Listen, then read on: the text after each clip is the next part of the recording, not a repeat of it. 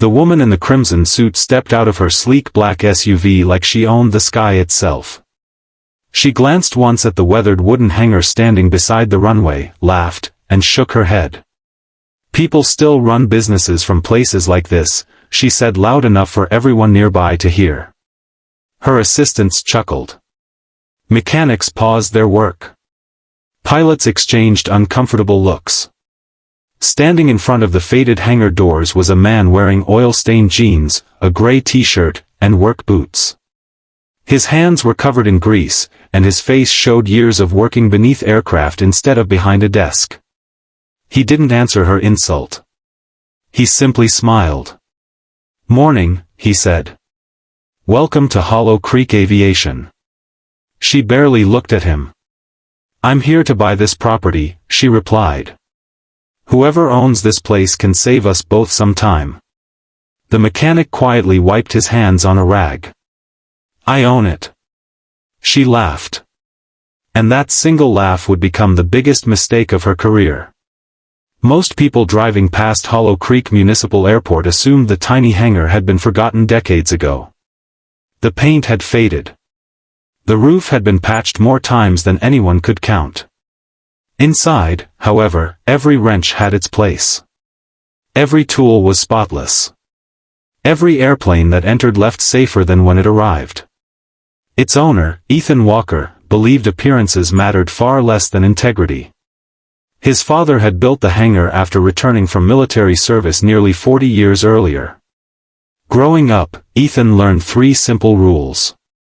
If someone trusts you with their airplane, they trust you with their family. Never charge for work you didn't do. And never let pride get in the way of kindness. Those rules guided every decision he made. Even when business slowed. Even when larger companies opened nearby. Even when friends suggested selling the land for millions. He stayed. Not because the building was valuable. Because the promise inside it was. Across the country, Victoria Sloan had built one of America's fastest-growing private aviation companies. Skybridge Executive Charter operated nearly 300 business jets. Magazine covers called her a visionary. Financial reporters praised her aggressive expansion. Competitors feared her negotiations. She believed speed solved everything. Buy faster. Build bigger. Outgrow everyone else. When Skybridge announced plans for a massive maintenance hub in Hollow Creek, investors celebrated. There was only one obstacle. Ethan's tiny hangar occupied the exact center of the planned expansion. Everyone else nearby had already sold. Only Ethan refused. Not because he wanted more money. Because his community depended on that hangar. Local crop dusting pilots. Medical transport flights. Volunteer search and rescue aircraft. Student pilots. For them, Hollow Creek wasn't just another business. It was home. Victoria walked around the old building with visible disappointment. "This place looks like it belongs in a museum." Her attorney opened a folder. "We're offering $3 million. Ethan looked around his hangar. At photographs of his parents. Old logbooks. Children's thank you drawings taped to the office wall. A faded American flag hanging above the workbench. Then he smiled. "I'm honored by the offer." Victoria interrupted. "So you'll sign today?" "I'm afraid not." Her smile disappeared. "Everyone has a price." "Maybe. So what's yours?" "It isn't about money." She folded her arms. "Then what is it about?" Ethan answered softly. "This hangar keeps people flying who can't afford giant maintenance contracts." Victoria sighed dramatically. "You really expect me to believe this tiny shop matters?" "It matters to the people who walk through that door." She looked around one last time. "I'll give you a week." Then she left. Construction crews soon arrived around the neighboring properties. Huge steel buildings rose from empty fields. New taxiways stretched across acres of land. Everyone assumed Ethan would eventually give in. He didn't. Instead, he continued repairing aircraft exactly as he always had. He remembered names. Asked about families. Fixed small problems without charging when owners were struggling. One afternoon an elderly pilot named Carl landed unexpectedly. His alternator had failed. He was trying to deliver donated medical equipment to a rural hospital. "I don't have enough money for emergency repairs," Carl admitted. Ethan smiled. Then today isn't about money. His crew stayed until nearly midnight. The airplane departed before sunrise. Weeks later, the hospital mailed handwritten thank you cards to everyone at the hangar. Ethan pinned them beside the children's drawings. Meanwhile, Skybridge's expansion moved faster than expected. Victoria proudly announced new contracts with corporations nationwide. Everything appeared perfect. Until federal aviation inspectors arrived for a routine compliance audit. Skybridge had grown so rapidly that maintenance records from multiple regional facilities required detailed verification. Hundreds of aircraft. Thousands of inspections. Endless documentation. Normally, companies had weeks to organize. Unfortunately, Skybridge had recently transitioned to a new maintenance tracking system. Some historical records needed certified verification from independent repair facilities, including Hollow Creek Aviation. Years earlier, before Skybridge became enormous, Ethan's shop had serviced dozens of aircraft that later joined Victoria's expanding fleet. His records remained the official maintenance history for many jets. Without those signed records, dozens became temporarily non-compliant. As inspectors continued reviewing files, that number climbed. Then climbed again. Eventually, nearly 300 aircraft required documentation connected to Ethan's certified maintenance archive before they could legally return to service. No one expected that. Least of all Victoria. Her legal team rushed to Hollow Creek. This time, no photographers came.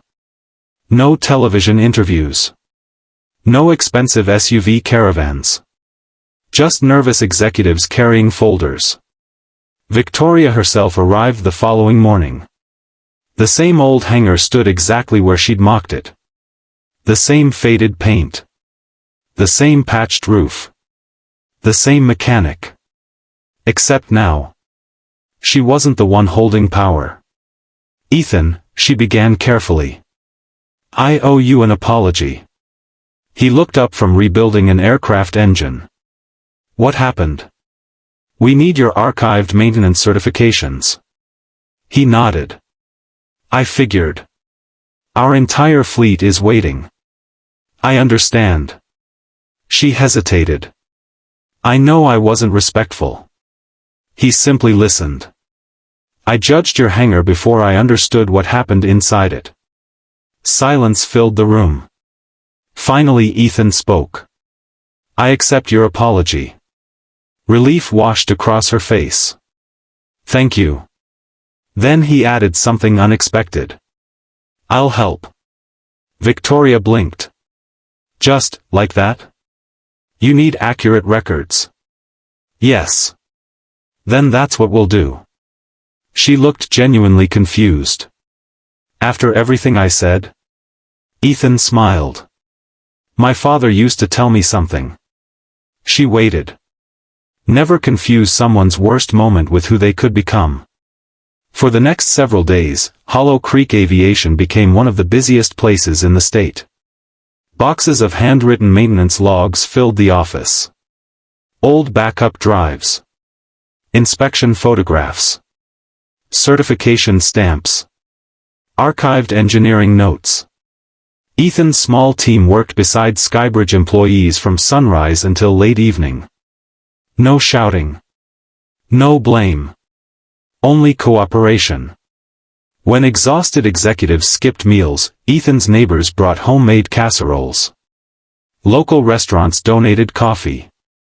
High school students organized paperwork. Retired mechanics volunteered to sort records. The little community Victoria had dismissed rallied together without being asked. Watching them changed something inside her. She had built an empire. But Ethan had built something different. Trust. Late one evening Victoria found Ethan replacing a worn light bulb outside the hangar. "You know," she said quietly, "I've spent years trying to become the biggest." He laughed. "How's that working?" She smiled. "I'm beginning to think I chased the wrong goal." He tightened the bulb. "My dad never cared about being the biggest." What did he care about? He wanted people to sleep peacefully knowing their airplane had been repaired honestly. She looked toward the runway. "I don't think my employees feel that way." Then change it. Can people really change after decades?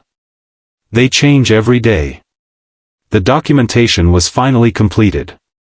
Federal inspectors reviewed every record. Every signature. Every certification. Skybridge's fleet gradually returned to service.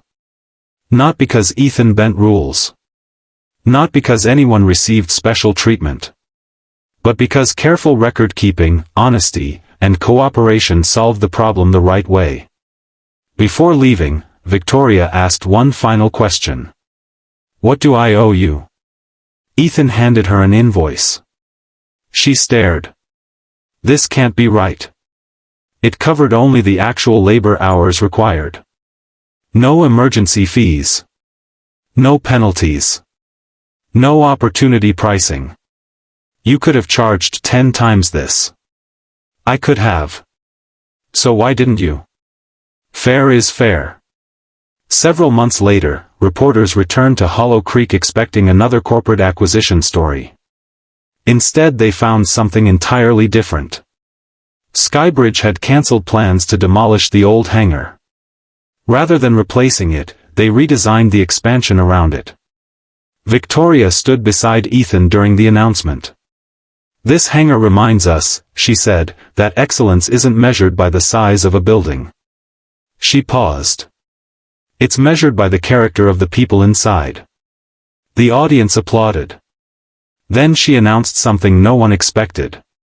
Skybridge would create a nationwide apprenticeship program for young aircraft mechanics. Every graduate would spend part of their training at small independent repair shops across America. Including Hollow Creek Aviation.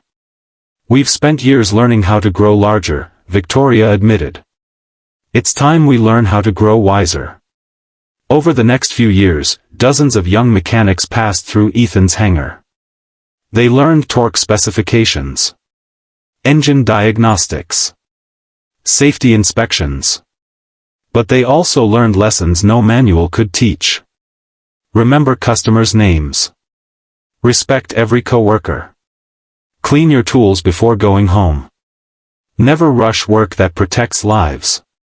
And always leave people feeling valued. Some students eventually joined major airlines.